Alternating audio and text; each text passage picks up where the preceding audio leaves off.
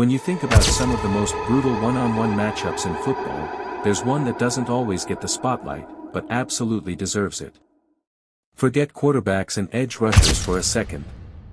Forget wide receivers and corners. Let's talk about the war in the trenches and in the flats, tight ends versus linebackers. And let me tell you, it absolutely sucks to be on either side of that battle.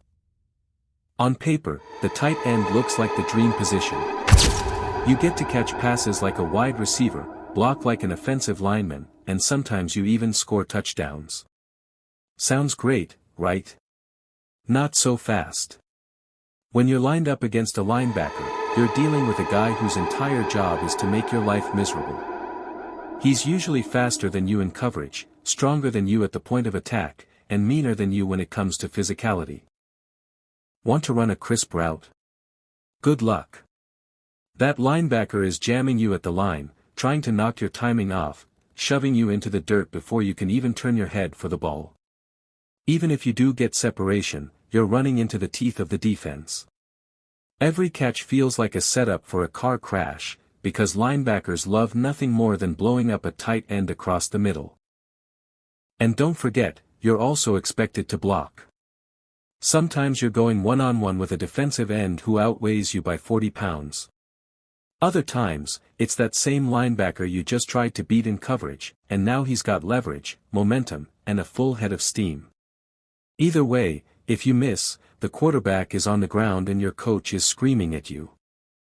But before you start feeling too bad for the tight end, let's flip it. Being the linebacker matched up against a modern tight end is no picnic either. These aren't the tight ends of the old days, slow, bulky guys who only blocked. Now you're facing freak athletes who are 6 feet 5 inches, 250 pounds, and can run a 4.5 40. Covering that in open space is like trying to guard a power forward with wide receiver speed. If you play them too physical, you risk a flag for holding or pass interference.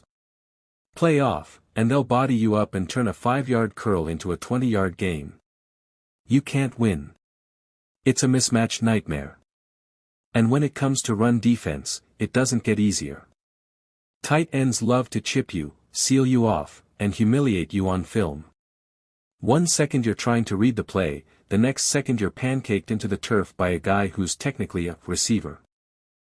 The truth is, linebackers are stuck in the middle. You have to be big enough to stop the run, fast enough to cover tight ends, and smart enough to read play action without getting fooled.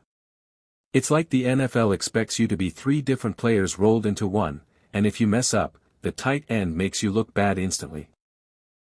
So why does it suck to be in this matchup? Because no matter which side you're on, you're constantly at a disadvantage. If you're the tight end, you're either too slow for the coverage assignment or too small for the blocking assignment.